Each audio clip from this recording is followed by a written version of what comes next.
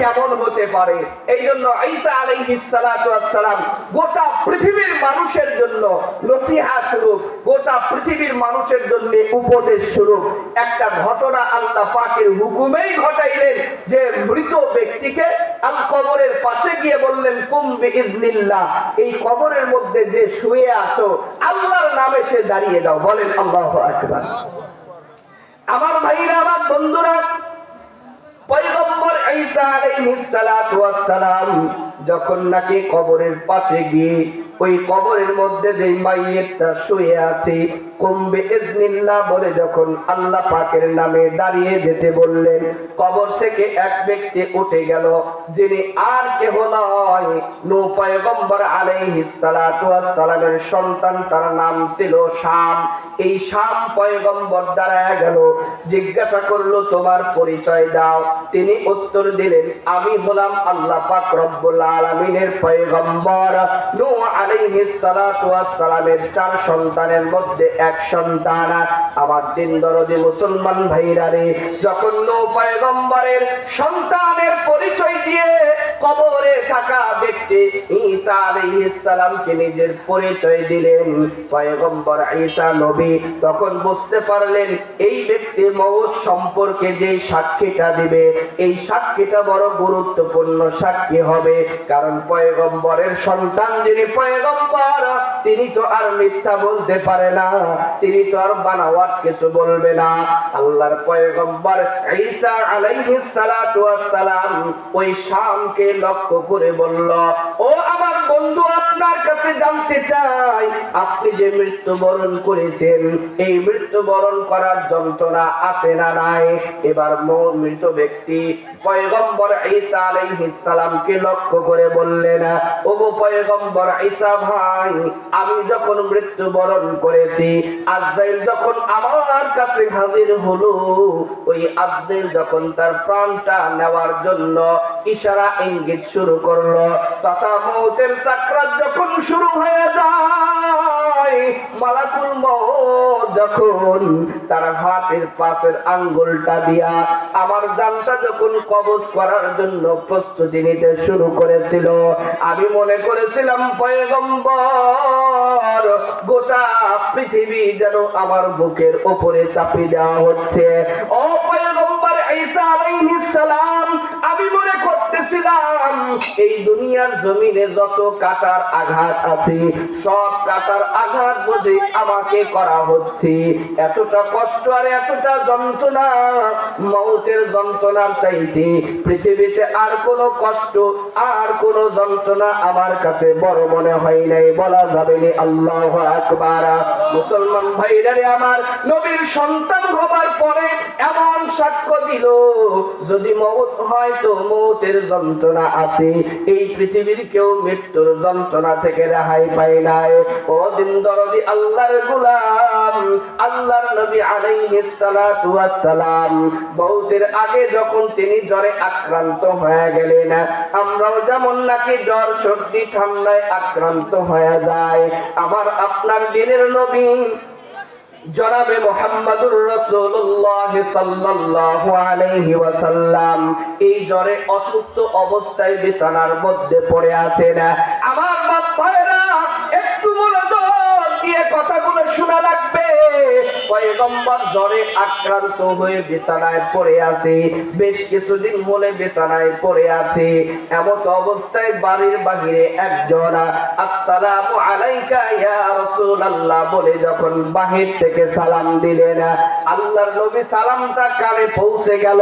এই সালামটা পৌঁছার পরে পয়গম্বর আলাইহিস সালাতু ওয়াস সালাম তার আদরের কন্যা, যাকে আমার আপনার দয়ার নবী মায়ার নবী আম্মা জান বলে ডাকতেন, আম্মা জান ফাতেমাতুজ জাহরাকে ডেকে বললেন, ও ফাতেমা, দেখো ঘরের দরওয়াজায় কে যেন এসেছে, নক দিচ্ছে, দরওয়াজাটা খুলে দাও। আমার দিন প্রিয় ইসলাম প্রিয় মুসলমান বাবারা, হযরত ফাতেমাতুজ জাহরা রাদিয়াল্লাহু তাআলা আনহা যখন দরওয়াজাটা খুলে দিলেন, দরওয়াজাটা খুলে দিতে এমন এক ভয়ঙ্কর অবস্থা দেখলেন, এমন এক রূপের মানুষ দেখলেন, এমন এক গঠনের মানুষকে দেখলেন।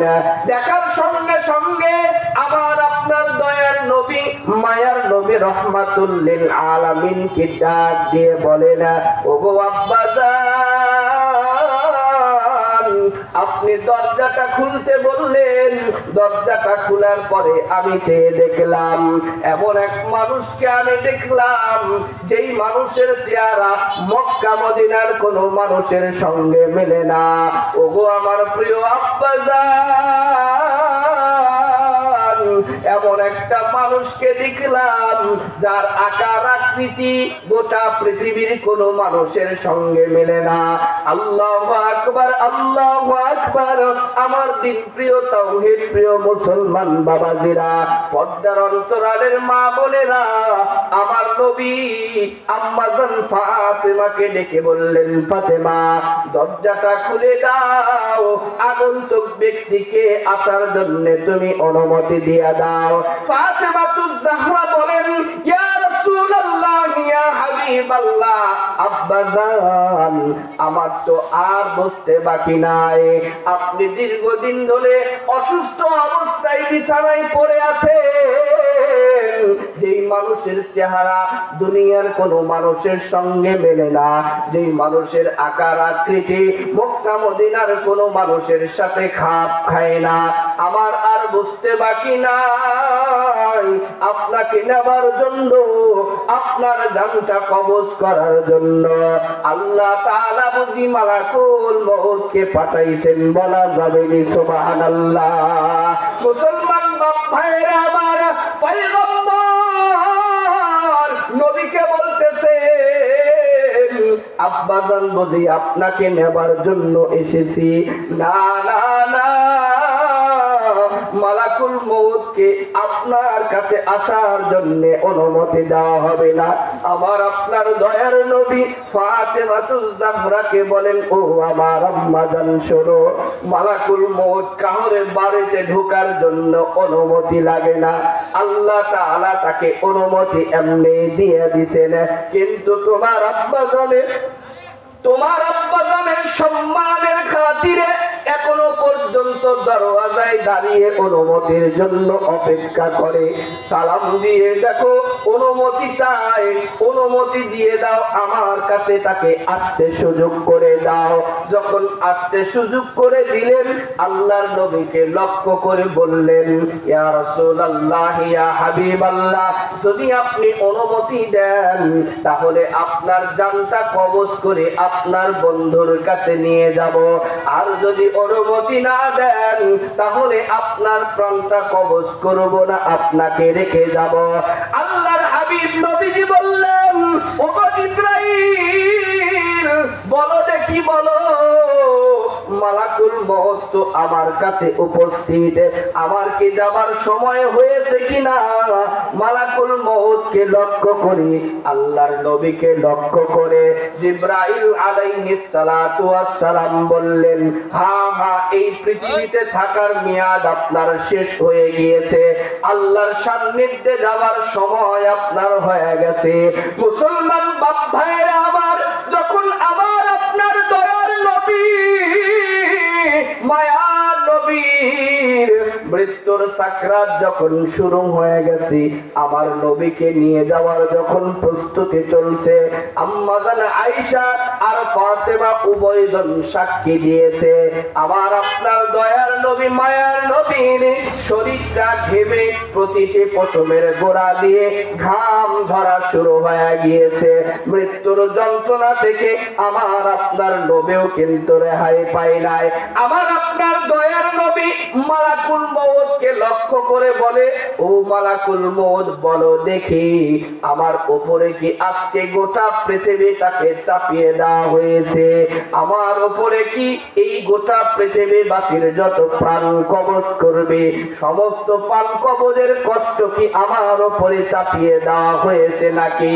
মালাকুল মউত এবার বলেন, ওগো প্রাণের নবী এই দুনিয়া সৃষ্টি থেকে আজ পর্যন্ত শুধু নয় কিয়ামত পর্যন্ত যত জান আমি কবজ করব সমস্ত জান কবজের চাইতে আপনাকে নবী সব চাইতে সহজ ভাবে কবজ করব বলেন না সুবহানাল্লাহ।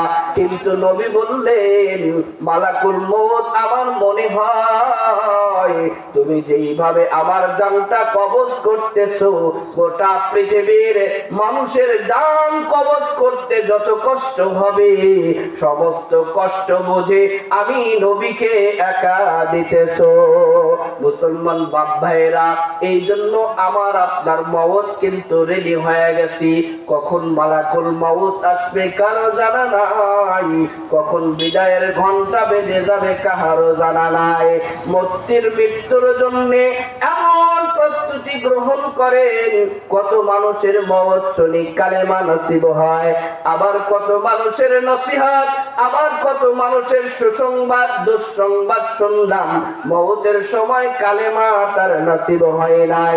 যদি কালেমা নসিব হয় কপালটা বড় ভালো, আর যদি কালেমা নসিব না হয় আমার আপনার চাইতে কপাল পোড়া আর কেউ হতে পারে না। কথা বলেন ঠিক কিনা? মুসলমান বাবাজিরা আল্লাহর কাছে দোয়া করি যখন যে অবস্থায় আল্লাহ মালাকুল মউতকে পাঠাইবেন তওবা ইস্তিগফারের হালাতে থেকে ঈমানি কালেমা পড়ে আল্লাহ যেন আমার আপনার মউত লিখে রাখেন। বলেন আল্লাহুম্মা আমিন। মুহতারাম হাজিরিন, মেহমান চলে এসেছেন, আলোচনা আর দীর্ঘায়ু করা যাবে না। মউতের সাকরাত, মউতের যন্ত্রণা থেকে আমরা কেউ রেহাই পাবো না। এই জন্য আমাকে আর আপনাকে মৃত্যুর প্রস্তুতি হার হালাতে নিতে হবে। সব সময় মৃত্যুর প্রস্তুতি নিয়ে থাকতে হবে। যে কোনো সময় মালাকুল মউত আসলে আমি যেন রেডি হয়ে থাকি, কালেমা পড়ার জন্য আমার ঠোঁটটা যেন প্রস্তুত হয়ে থাকে, তাওবার জন্য আমি যেন সব সময় রেডি হয়ে থাকি। যে যে অবস্থাতেই মউত আসুক না কেন ইনশাআল্লাহ আমি তৈয়ার আছি। কালেমার সাথে মউত হবে, ওপারে যেতে দেরি, জান্নাতে যেতে দেরি হবে না। বলেন সুবহানাল্লাহ। আল্লাহ তাআলা আমাদেরকে সহজ মৃত্যু নসিব করুন। আল্লাহ তাআলা আমাদের সবাইকে কালেমার উপরে মৃত্যু নসিব করুন। সকলে বলি আল্লাহুম্মা আমিন। মুহতারাম হাজিরিন, সকলেই আমার জন্য দোয়া করবেন, আমিও আপনাদের জন্য দোয়া করি। আল্লাহ তাআলা আমাদের সবাইকে সিহাতে কুল্লিয়ার সাথে লম্বা হায়াত নসিব করুন। সকলে বলি আল্লাহুম্মা আমিন। ওয়া আখিরি দাওয়ানা আলহামদুলিল্লাহি রাব্বিল আলামিন।